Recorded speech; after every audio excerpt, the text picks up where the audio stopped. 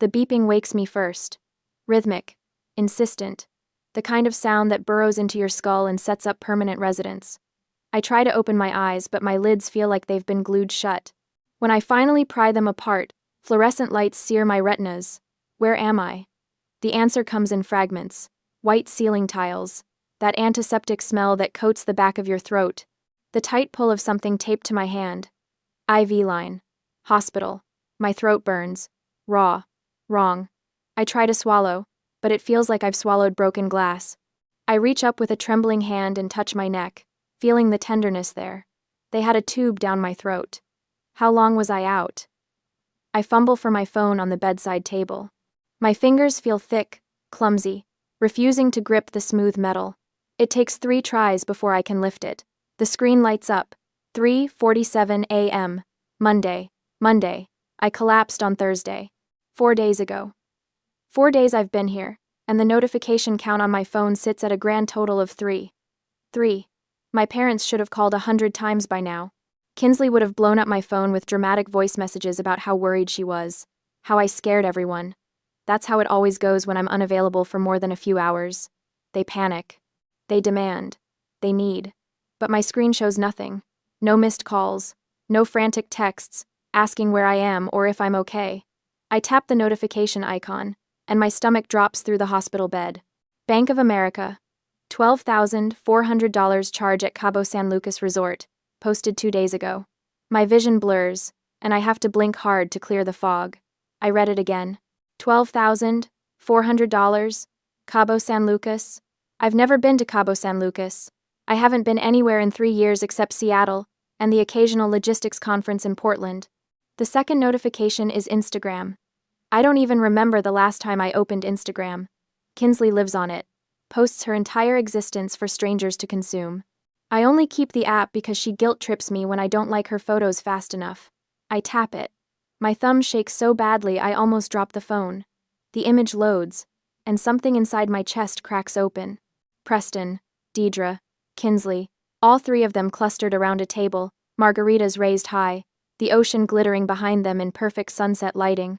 My father wears that stupid Hawaiian shirt I bought him last Christmas. My mother has her hair done in beach waves, makeup flawless. Kinsley is mid-laugh, head thrown back, designer sunglasses perched on top of her head. The caption reads, Healing Trip W, the fam. Disconnect to reconnect. Family first. Posted yesterday. While I was at the hospital, they were toasting each other in Cabo. The third notification is a voicemail. I press play, even though part of me already knows what I'll hear.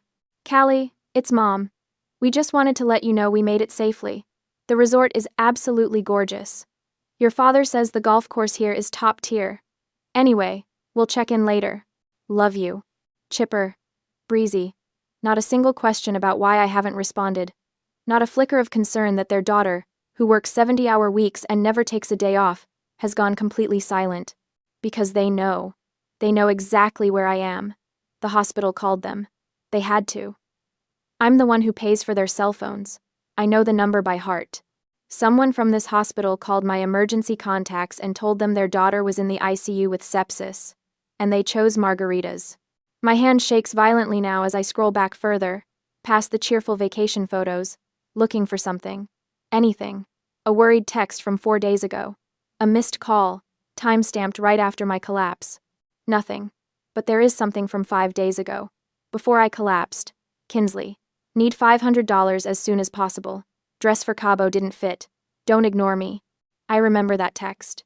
I was at my desk, files stacked in towers around me, trying to reconcile a shipment discrepancy that would cost the company 6 figures if I didn't fix it. The pain in my abdomen had been building for hours. Sharp, insistent. I kept telling myself it was just stress, just another reminder that I needed to eat something other than vending machine crackers. Kinsley's text came through, and I did what I always do. Pulled up my banking app, hovered my thumb over the transfer button. The pain spiked then, white hot, blinding. I remember falling. The cold tile of the office floor against my cheek. My phone still clutched in my hand. Kinsley's text still open on the screen. I remember thinking, even as the edges of my vision went dark, that I needed to send the money first. Kinsley needed that dress. It was important to her. I couldn't let her down. I collapsed, trying to fund their vacation while my organs were shutting down. The door to my room opens and I expect a nurse. Instead, I see Aunt Lenore. She's the only one who came.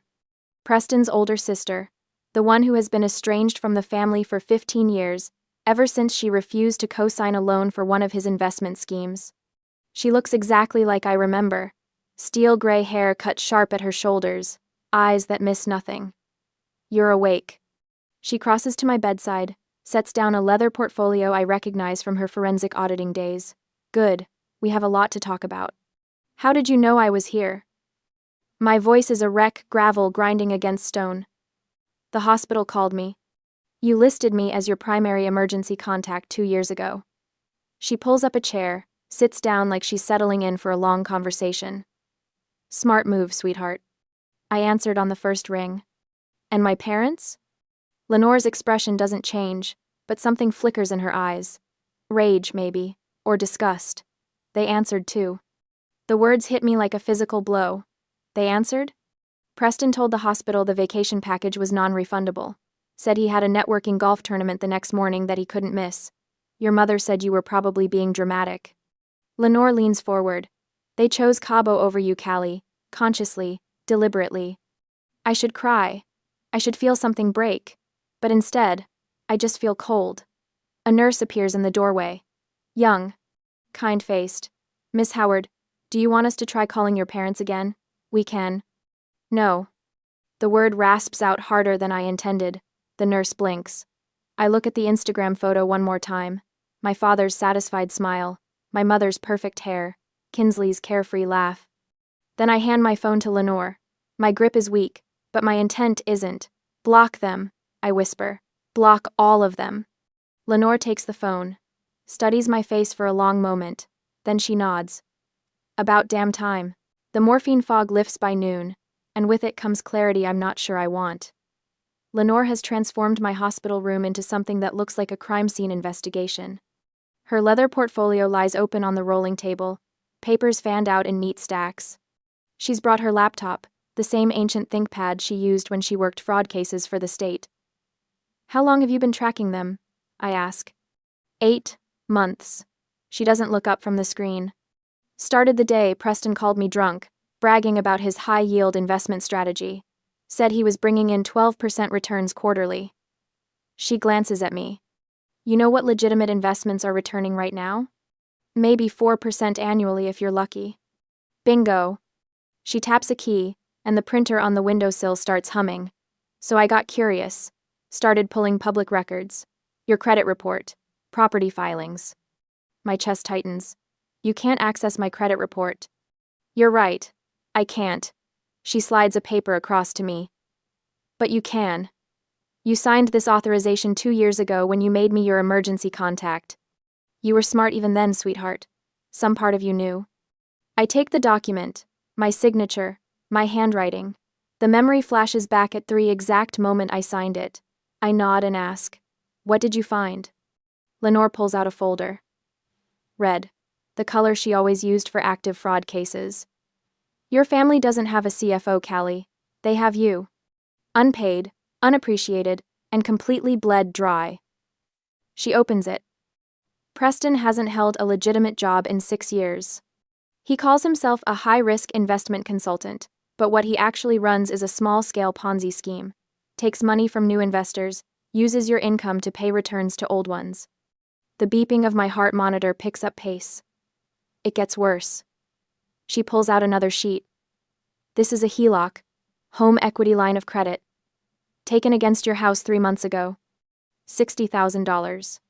The number doesn't make sense. I didn't take out a HELOC. No, you didn't. Lenore's jaw tightens. But someone did. Someone who forged your signature and had it notarized by someone who should lose their license. I stare at the document. The signature looks like mine. Close enough that a bank wouldn't question it. But I know I didn't sign this. I would never leverage my house. It's the only thing I own outright. The only safe place I have. I can't prove this in court yet, Lenore says. Not without more evidence. But I can prove it to you. She turns the laptop toward me, pulls up a video file. The thumbnail shows my kitchen. Ring camera? I ask. From your doorbell, the one that also covers your kitchen if the door's open. She hits play. The footage is from 7 weeks ago. I was at a conference in Portland that weekend. I remember because Kinsley complained I'd miss her birthday brunch. On screen, Preston sits at my kitchen table. Papers spread out in front of him. The HELOC documents. He's got a pen in his hand, practicing something on a legal pad. My signature. He does it over and over, checks it against something on his phone. Probably a photo of my real signature. Tries again. Deidre leans over his shoulder, watches. When he finally gets it right, she actually claps. The notary arrives 20 minutes into the video. A woman I've never seen before. She barely glances at the signature. Doesn't ask for ID, just stamps the document and takes her cash payment. Lenore pauses the video. That's felony fraud, bank fraud, identity theft, 10 years minimum if prosecuted federally. I can't look away from the frozen image. My father's satisfied smile, my mother's approval, the casual criminality of it. How much is left? My voice sounds distant, like it belongs to someone else. Of the $60,000? About $800. The air leaves my lungs. The rest went into Preston's investment scheme. He used it to pay returns to 3 separate investors who were getting nervous. Bought himself another quarter of looking legitimate. I think about the dress Kinsley needed. $500. There are 2 primary threats, Lenore says, switching into the clinical tone I remember from her investigator days. Preston is the financial predator. He'll bleed you until there's nothing left, then declare bankruptcy and leave you with the debt. Kinsley is the reputation leech. She'll destroy your credibility to preserve her victim narrative. What do I do? You purge. She pulls up a list on her phone. Every supplementary card in your name, every account they have access to, every automatic payment that touches your money. You cut it all off. Right now. No warning. No explanation. My hands shake. They'll lose their minds. Good. Lenore's eyes are hard. Let them. You're in a hospital bed because you worked yourself into sepsis trying to keep them comfortable. They're in Cabo drinking on your dime. You don't owe them a soft landing. She's right. I know she's right. But 32 years of conditioning doesn't evaporate because of one Instagram photo. Start with the cards, Lenore says. She hands me my phone, already open to my banking app. Lock them all. I navigate to the supplementary card management screen. 4 cards, Preston, Deidre, Kinsley, and one for Grandma Betty that I forgot existed. I tap the first one. Preston Howard. Status. Active. Last charge. $340 at a golf pro shop in Cabo. Yesterday. I select Lock Card. A confirmation screen appears. Are you sure you want to restrict this cardholder's access? My thumb hovers over. Confirm. He's at dinner right now. Lenore says quietly. Checked his Instagram story 20 minutes ago. Some oceanfront restaurant. Expensive place. He's probably trying to recruit new investors over lobster. I press confirm. Then Deidre's, then Kinsley's, then Betty's. 4 cards locked in 90 seconds. Now the fraud alerts, Lenore says. Call the credit bureaus. Tell them you're a victim of identity theft, and you need an immediate freeze. I make the calls. TransUnion, Equifax, Experian. It takes effort. My voice cracks, and I have to repeat myself twice to the automated system, but I do it. Each one seals another door Preston was using to access my financial life. Final step, Lenore says. The joint accounts. We don't have joint accounts. You have 3 accounts that list Preston Howard as an authorized user. He can't withdraw, but he can see every transaction you make. She pulls up the statements. He's been monitoring your spending patterns for at least 2 years. That's how he knew exactly how much he could take without you noticing immediately. The violation of it crawls across my skin. I remove his access from all 3 accounts. Lenore checks her watch. In about 20 minutes, your father is going to try to pay for dinner. His card will be declined. The waiter will probably cut it in half right there at the table, in front of whoever he's trying to impress. Good, I say. My phone rings before the word is fully out of my mouth. An unknown number. My family.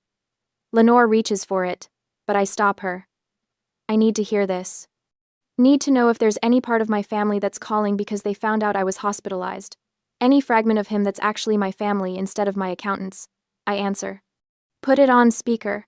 You made me look like a fool. My father's voice is pure rage. Not worried. Not concerned. Rage. The waiter cut up my card in front of clients. Do you have any idea what you've done? Not, are you okay? Not, we heard you were sick. Just fury that his access to my money got interrupted. Fix this, he demands. Right now. I don't care what kind of tantrum you're throwing. Fix it. Effin. Lenore's hand covers mine on the phone. Steady, grounding. No, I say. What? No, I'm not fixing anything. Callie, I swear to God if you don't. I hang up, turn off the phone, set it face down on the table. Lenore squeezes my hand. How do you feel? Like I just cut off my own arm. Like I can finally breathe. Like I'm going to throw up. Like I'm free. Terrified, I tell her. Good, she says. That means you're doing it right. 2 days after waking up, the discharge paperwork feels like a prop from someone else's life. 6 days. That's how long I've been here. 6 days of beeping monitors and IV antibiotics and nurses checking my vitals every 4 hours. 6 days of existing in this sterile bubble while my family imploded in real time. Lenore signs as my medical proxy, since I still can't stand for more than 10 minutes without my vision tunneling.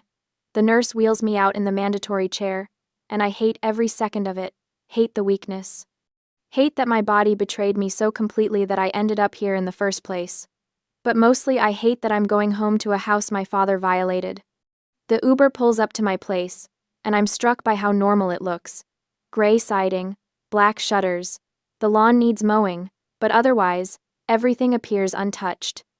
Like the past week didn't shatter my entire understanding of my family. Lenore helps me up the front steps. My abdomen still aches with every movement, a constant reminder of how close I came to dying while they sipped cocktails. Inside, the violation becomes visible. Preston's coffee mug sits on my kitchen counter. Not washed. Just abandoned there like he planned to come back and finish it. Deidre's reading glasses are folded on the arm of my couch. The throw pillows are rearranged in that specific way she prefers, the decorative ones shoved to the corners. They were living here. While I was intubated, they were living in my house like it belonged to them. Don't touch anything yet, Lenore says. She's already pulling on latex gloves from her purse. Always prepared. I've been documenting, but we need photos of everything exactly as they left it. I lower myself onto a dining chair, the only piece of furniture that doesn't feel contaminated. Lenore moves through the rooms with professional efficiency, her phone camera clicking steadily. She opens drawers I didn't even know they'd accessed. My home office, my bedroom closet, the storage boxes in the garage. How bad is it? My voice comes out thin, bad enough. She returns with a banker's box, sets it on the table in front of me, but also stupid enough. Inside are documents. So many documents. Bank statements with my forged signature. Printouts of wire transfers, a ledger in Preston's handwriting tracking investments that don't exist. And underneath it all, a business registration form for something called Apex Horizons LLC, Nevada filing. Preston listed as managing member. What is this? That, Lenore says, pulling up a chair, is where your HELOC money went. Not to bills, not to their mortgage, to a shell company Preston set up 18 months ago. My hands shake as I flip through the pages. $60,000, siphoned in increments small enough that I wouldn't notice on statements I barely checked. The money didn't disappear into generic family emergencies. It went into an account Preston controlled completely. He's been running this scheme for 8 years minimum. Lenore spreads out a timeline she's constructed, color-coded, cross-referenced. Small investors, mostly people from his golf club. He promises 12% returns, pays out the first few dividends to build trust, then uses new investor money to pay old investors.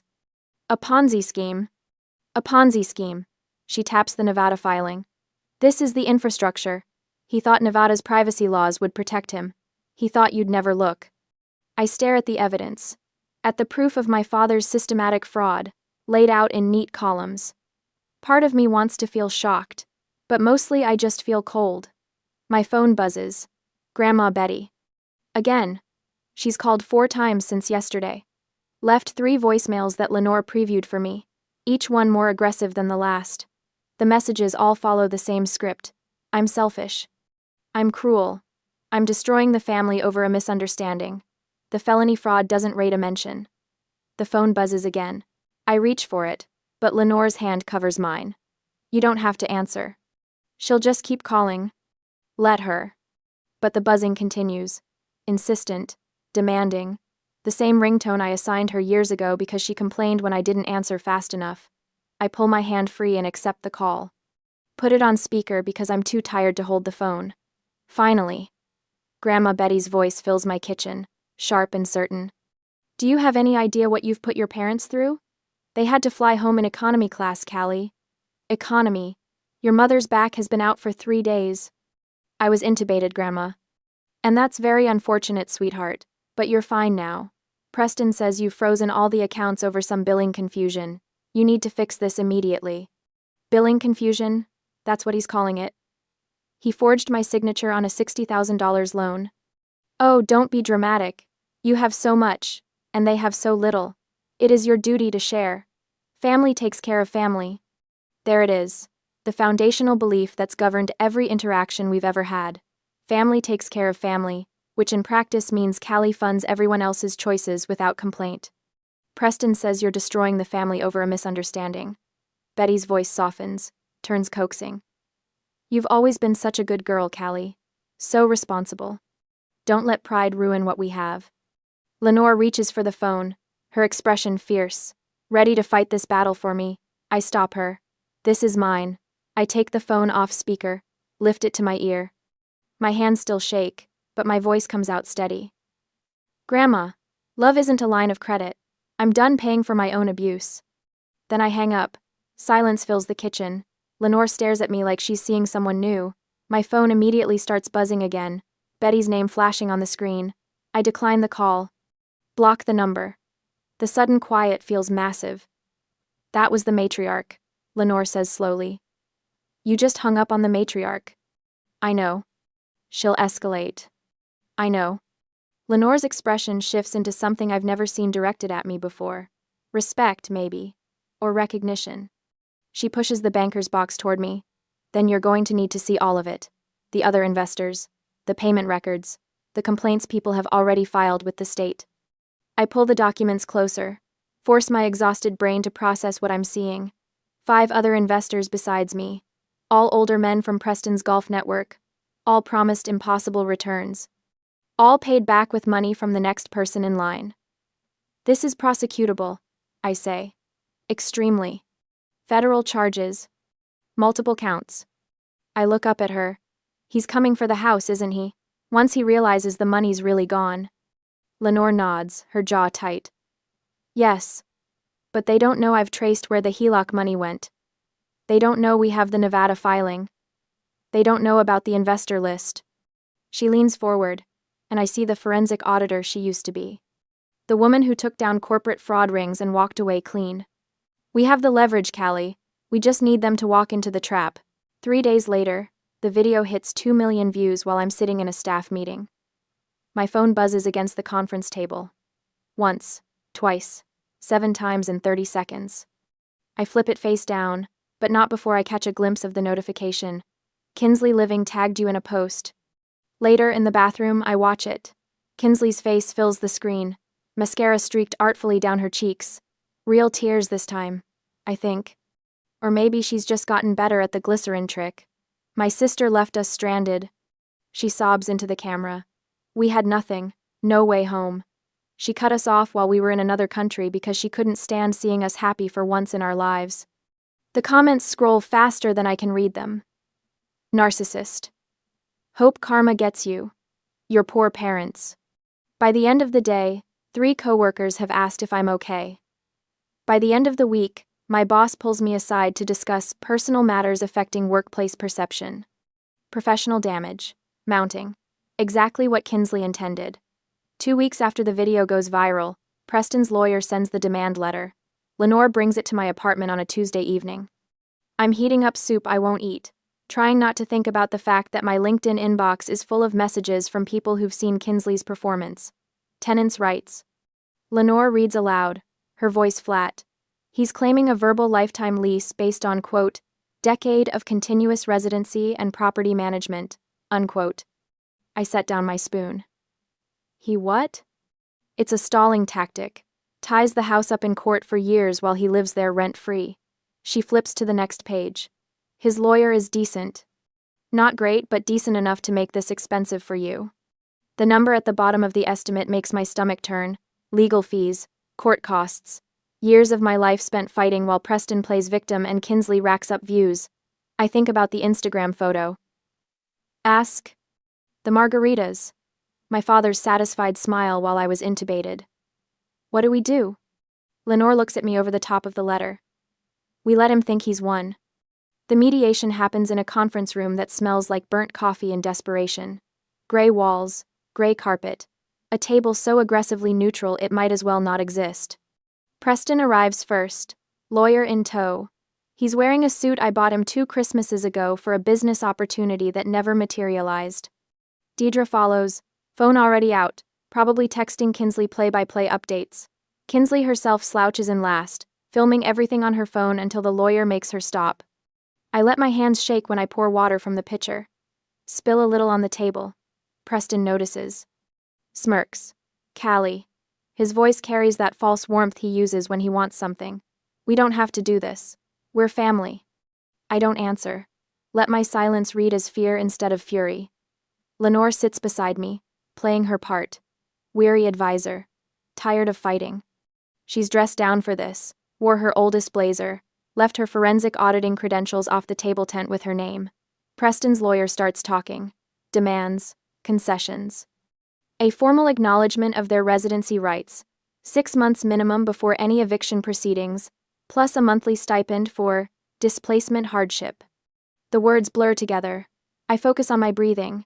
In for 4, out for 4. The technique my therapist taught me for panic attacks works just as well for calculated performance. Miss Howard. Preston's lawyer leans forward. Your father has been very patient, but he's prepared to take this to trial if necessary. The publicity alone. We have a proposal, Lenore interrupts. She slides a document across the table. Single page. Dense text. The header reads, Affidavit of Residency and Management. Preston's lawyer picks it up, skims it. His eyebrows rise slightly, but he keeps his face professionally neutral. What is this? A compromise. Lenore's voice is exhausted. Defeated. Oscar-worthy. Callie will agree to a 6-month extension and a modest monthly stipend.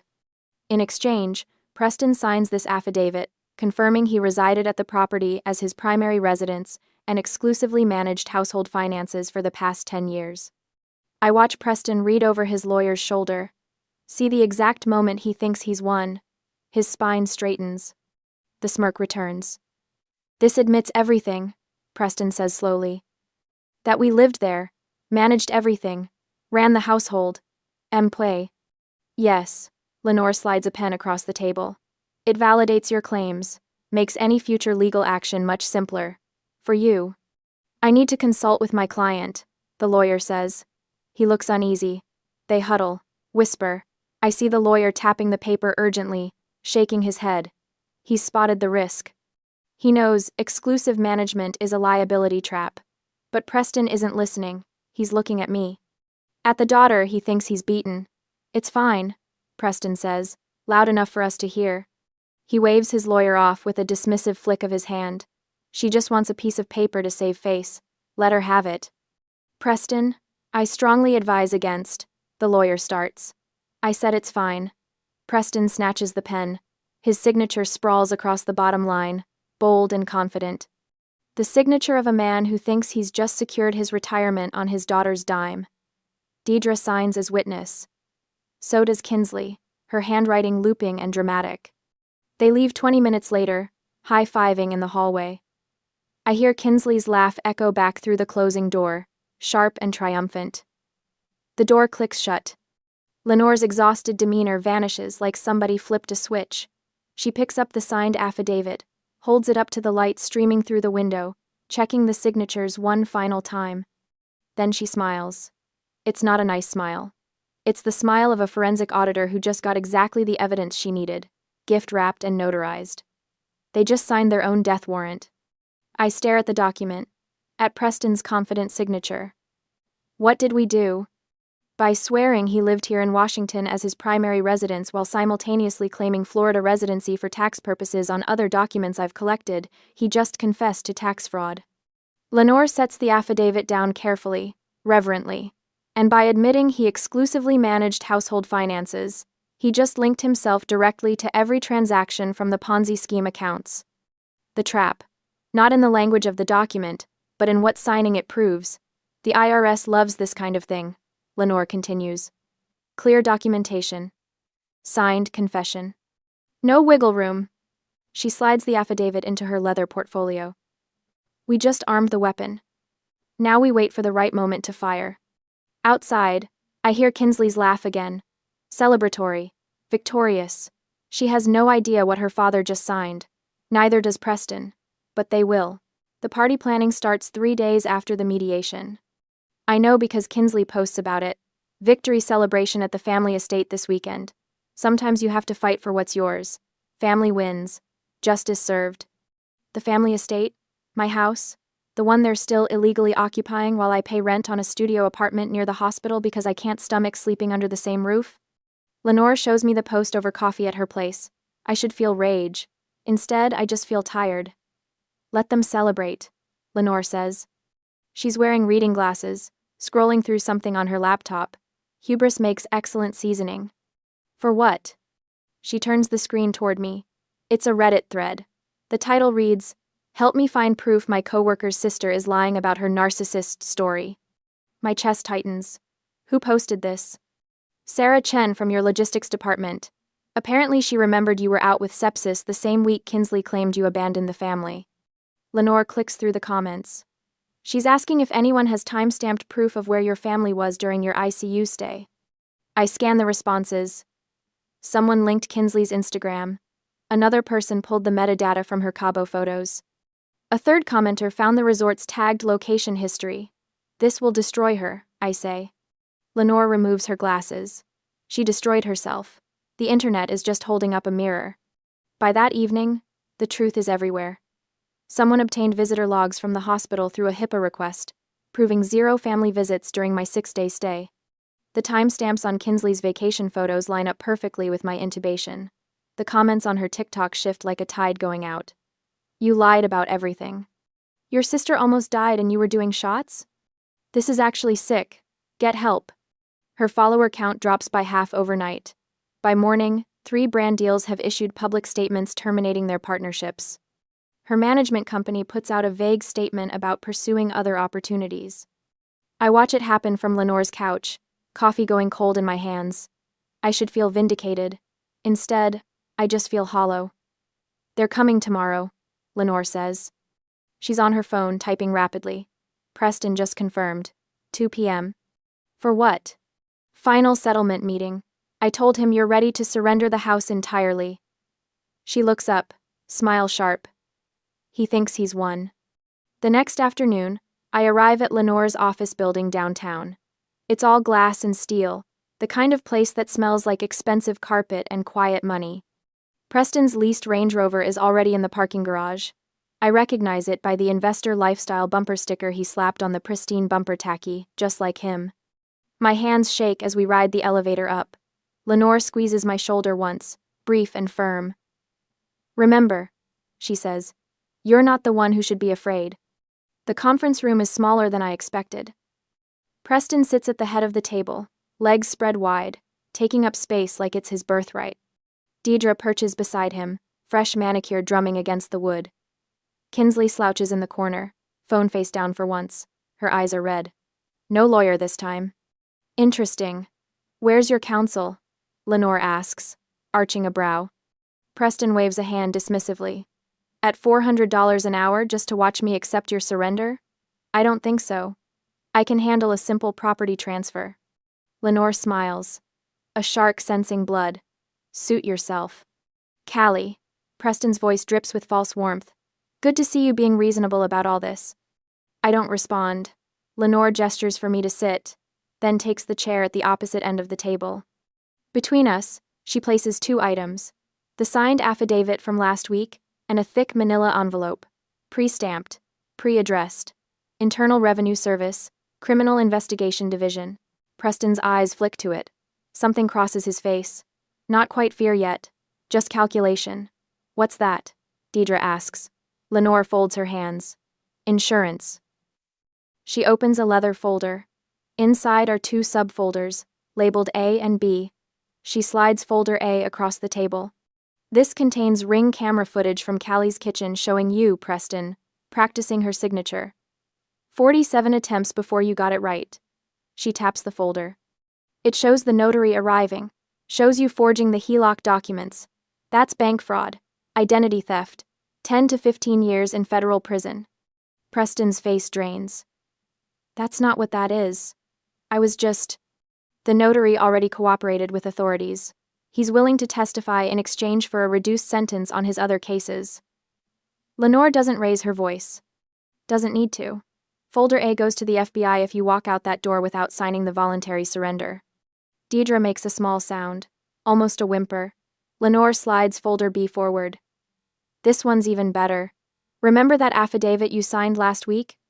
The one where you swore under oath that you lived in Washington as your primary residence, while exclusively managing all household finances? Preston's hands curl into fists. That's interesting, because your Florida driver's license says you're a resident of Orlando. So does your tax return from last year. And the year before. And every year since 2016. She opens the folder, revealing page after page of documentation. You claimed Florida residency to avoid Washington's capital gains tax. But you just signed a legal document admitting you lived here. That's called tax fraud, Preston. I'll recant. His voice comes out strangled. I'll say I was confused.